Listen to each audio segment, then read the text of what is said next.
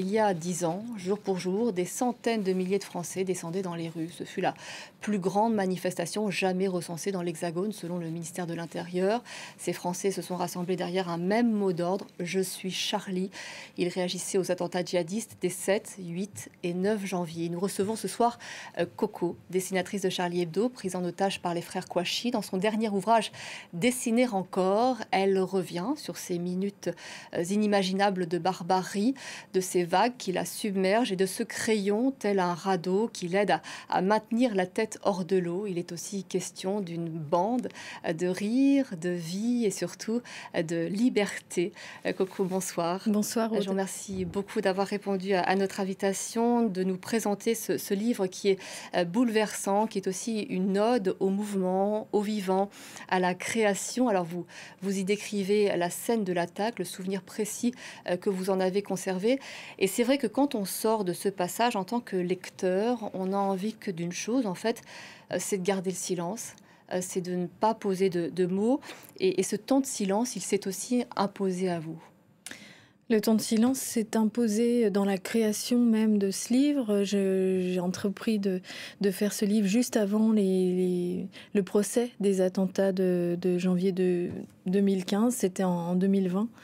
Et en fait, pour dire ces choses-là qui sont difficiles à dire et j'avais besoin de pudeur pour pouvoir les exprimer, j'ai fait des pages muettes, voilà, entrecoupées de silence. Et parfois, le dessin parle beaucoup mieux que les mots. Il faut laisser agir la couleur et puis... On le voit dans le déroulement, et effectivement, c'est vrai qu'au début, il y a très peu de mots, et puis progressivement, le récit se met en place. On sent qu'il y a eu une urgence peut-être de prendre la parole, de poser des mots sur ce qui a été vécu. C'était pas tant une urgence, c'était en tout cas le besoin de pouvoir être précise devant la cour d'assises et le procès qui allait avoir lieu. J'avais besoin de rassembler toutes mes forces et tout ce que j'avais envie de dire pour pouvoir le dire précisément, justement devant la cour d'assises, devant les accusés de complicité présents. Et puis c'était aussi un moment d'histoire. On était quand même tous, l'équipe de Charlie et les autres victimes aussi liées à ces attentats. Et il fallait être à la hauteur et voilà, le dessin et faire ce livre m'a beaucoup aidé à pouvoir m'exprimer comme il faut. Cette poignée de minutes qui a bouleversé ma vie, écrivez-vous, mettez-vous en image dans ce livre. Le 7 janvier 2015, sous la menace d'une Kalachnikov, vous avez ouvert donc la porte aux frères Kouachi. Vous le dites, vous vous êtes senti submergé, vous l'écrivez, je ne maîtrise plus rien, c'est plus fort que tout. Et malgré tout, on le voit dans le cheminement de votre récit, ces vagues écrasantes portent en elle un bleu qui reste clair, presque pâle, porteur finalement d'espérance, de transformation. Effectivement, oui, on passe d'un sentiment de culpabilité très lourd et l'impuissance qui est vraiment le plus dur à gérer dans cet après, en fait, après des moments si effractants, on est rongé par tout ça. Et j'avais besoin de l'exprimer par des pages qui ont pu le signifier, des pages qui étaient vraiment hachurées de récits et de toutes les hypothèses qui m'étaient venues en tête. Et si j'avais fait ci, et si j'avais fait ça, des regrets, des remords que j'avais pas tellement à avoir, puisque j'étais pas coupable là-dedans et on peut rien faire face à 2 Kalachnikov et 2 terroristes islamistes déterminés à tuer. Et dans l'après, en fait... Voilà, ces vagues qui m'emportent, qui parfois me noient, m'étouffent, ça pèse plus. C'était l'image que j'avais besoin de montrer pour montrer que les choses étaient toujours là, mais que voilà, la vie reprend le dessus. Comme vous le disiez justement, c'est une traversée en fait. Et ce 7 janvier, on n'en finit pas de traverser l'après, et je pense que jusqu'au bout, il nous accompagnera. C'est un moment qui a 10 ans et qui portera toujours ses conséquences dans votre quotidien au temps présent. Au temps présent en moi, en fait, on est marqué à vie par ces images, ces sons, ce moment, et puis marqué aussi par la perte de nos amis assassinés, dont on a à cœur de rappeler le travail, leur combat, leur Et on va le faire. liberté, leur engagement, leur rire qui résonne encore en nous terriblement, et ça, c'est important. Et puis dans la vie au quotidien, c'est sûr que les choses ont changé. On est dans des réflexes maintenant d'hypervigilance. Il y a des protections qui sont mises en place. Et voilà ce qu'on a appelé le bunker, la rédaction de Charlie Hebdo. C'est paradoxalement un endroit très protégé, et c'est lamentable d'avoir des journalistes qui sont protégés à ce point, et des dessinateurs, quoi. On fait que dessiner, on est protégé comme... Comme si vous étiez une énorme menace Voilà, pour la sécurité la du menace monde, est là, de mais c'est l'État. vrai qu'on fait que des dessins. Techniquement, récemment, il y a eu une vidéo de Cabu qui est passée sur les réseaux, et on lui demande: vous avez déjà été protégé? Il dit oui, 3 semaines, et puis il se met à se marrer, mais il se marre tellement parce que ça paraît tellement insensé qu'un dessinateur soit sous protection comme ça. Nous, ça a intégré notre vie. Le 7 janvier, on peut pas faire comme s'il n'était pas là, donc les protections sont nécessaires. Mais néanmoins, dans tout ça, et dans cette rédaction bunker, comme on dit, il y a beaucoup de rire et beaucoup de dessins, et la vie a repris, le travail nous porte, et comme vous avez vu au journal tout à l'heure, on manque pas d'actualité pour rigoler Non, exactement. et pour s'élever. Et pour se moquer parfois de ce que certains puissants ne voient pas d'eux-mêmes. En vous lisant, c'est vrai qu'on comprend que cette force, vous la puisez dans cette famille Charlie. Comment l'avez-vous raconté? Vous en parlez aussi dans votre livre. Je l'ai raconté des moments forts. Le premier dessin, par exemple, qui est publié, ça c'est vraiment une joie intense, immense pour une jeune dessinatrice, un jeune dessinateur qui entre dans une rédaction. Et quelle rédaction! Voilà, des personnalités incroyables. Cabu, bien sûr, c'est une référence pour tous, sa manière de caricaturer, mais l'homme aussi gentil, généreux, Sharp, Tinius, Luz, des rigolos, quoi, et vraiment des gens qui ont une répartie dingue. Et puis Honoré avec un trait plus doux, Wolinski, voilà, à nous dessiner nus pendant les réunions de rédaction. Voilà, c'est ce qu'on voit derrière vous, voilà, justement. Cette rédaction, la voilà, oui, c'était le 7 janvier. Voilà, ça c'était juste avant l'entrée des terroristes. Et on voit, vous êtes parti un petit peu plus tôt, mais on voit l'ambiance. C'est vrai que le rire est omniprésent. Est-ce que c'est toujours le cas? C'est ce que vous sembliez dire. Oui.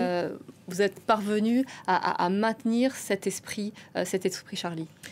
Oui, parce qu'on est gagné d'un esprit de liberté et ça nous importe plus que tout, parce que refaire le journal après cet attentat le 7 janvier, c'était une réponse politique importante qu'on allait opposer à l'acte des terroristes, et il fallait dessiner, et il fallait aussi pouvoir continuer à le faire pleinement. Ça n'aurait servi à rien de se censurer. Cette liberté, il fallait qu'on la prenne à bras-le-corps pour l'utiliser comme on l'avait toujours fait. Où êtes-vous allé puiser pour ce numéro des survivants, justement? Oh là là, c'est dur à expliquer. Vous en parlez, vous le détaillez, vous le racontez, vous racontez le process, cette une qu'on va voir à l'antenne, la manière dont elle a été cherchée. Mais c'est vrai que c'est sidérant. On voit que vous êtes évidemment sous le choc. Vous ne comprenez pas finalement les heures, les jours qui se déroulent, la narration qui se met en place, et pourtant vous êtes capable de sortir un numéro. C'était le chaos, mais dans ce chaos et dans ces états d'âme vraiment difficiles qu'il y avait pour les uns, pour les autres. Certains étaient à l'hôpital, blessés grièvement. Voilà, on s'est retrouvés aussi dans quelque chose de... Voilà, il y avait beaucoup de médias, une espèce de chaos médiatique aussi autour de nous. On n'avait pas l'habitude de ça. On est une petite rédaction, donc on a fait... ce qu'on savait faire de mieux, c'est-à-dire se mettre autour d'une table, essayer de se concentrer pour trouver des idées. Et c'est vrai que dès qu'on commence à se mettre dans cette bulle-là, de savoir ce qu'on a envie de dire, dès qu'on se remet à travailler, beaucoup de gens ont ces réflexes-là aussi, après des deuils difficiles, profonds, de se plonger dans le travail. Et c'est vrai qu'avoir voilà, quelque chose qui vous maintient en réflexion, ça aide, mine de rien. Vous avez participé à ce livre collectif que l'on va voir, Charlie, Liberté, le journal de leur vie, un hommage aux victimes. À ces risques qu'il a portés surtout, oui, oui. À vos dessinateurs. On entend les figures tutélaires qu'ils ont pu être pour vous, des figures tutélaires intransigeantes, pleines de bienveillance aussi. Comment continue-t-il à vous inspirer? Vous n'êtes plus la jeune dessinatrice que vous étiez. Je suis vieille. Vous êtes mature. Vous avez acquis une expérience. Ouais. Mais justement, ils continuent toujours à vous inspirer. Ils sont atemporels. Ils sont passés à la postérité dans des circonstances absolument dramatiques. Mais ils sont toujours là à vous porter et à porter cette rédaction. Oui, c'est pas rare qu'on les évoque, c'est pas rare qu'on repense à eux, aux reportages qu'ils ont faits, et c'est pas rare non plus de se dire, face à des situations politiques telles qu'on les a vues, telles qu'on les voit en ce moment, Elon Musk, Trump, tout ça, qu'est-ce qu'ils auraient dessiné? C'est vrai que... Ça serait éclaté. C'est vraiment... oui, ça prête à sourire de se dire qu'Abu aurait dessiné Trump merveilleusement. Voilà, il nous accompagne dans tout, et moi, pour ma part, voilà, ils m'ont tellement transmis que ce que je suis aujourd'hui, c'est grâce à eux, et je le sais parfaitement, parce que voilà, quand je suis arrivée dans cette rédaction, le dessin de presse, j'en avais pas pratiqué, donc j'ai tout appris à Charlie avec ces gens d'exception, et maintenant à moi et à nous, les plus anciens de la rédaction, de transmettre, d'aller dans les écoles, de faire la pédagogie autour du dessin de presse, et puis de montrer ce que c'est cet outil formidable du dessin pour transcender la gravité du monde, pour rire, pour s'élever, et puis aussi pour réfléchir, pour apporter des idées politiques et du débat, une réflexion, de l'engagement. Alors, quand on vous a demandé éventuellement s'il y avait une image que vous souhaitiez partager avec nous, peut-être porteuse d'espérance, en tous les cas qui avait du sens pour vous, vous avez choisi, on vous voit à l'antenne, cette image. Oui. Racontez-nous avec Willem. Une image super d'un grand dessinateur qui lui aussi fait partie de la rédaction de Charlie et toute époque de Charlie, Willem, qui est un dessinateur éditorialiste incroyable, généreux et vraiment un génie graphique, qui a été le modèle de beaucoup d'entre nous, qui est toujours là à dessiner à Charlie, toujours avec autant de férocité, d'humour, et je l'ai rencontré à l'occasion d'une double page pour Libération. On a fait un cadavre exquis ensemble et on s'est bien marré sur son île à Groix, et je voulais non seulement le saluer et rappeler que les dessins comme ce que pratique Willem montraient que le dessin de presse dure et que on l'aime. Ces génies graphiques là nous inspirent, comme on dit aujourd'hui, et font partie des monuments du dessin de presse. Dessiner encore, c'est ce que vous dites dans votre livre, c'est vraiment ce qui vous a aidé à remonter. Oui, le dessin, mais aussi le fait d'être en équipe à Charlie, d'être soudés dans ce drame, dans l'après.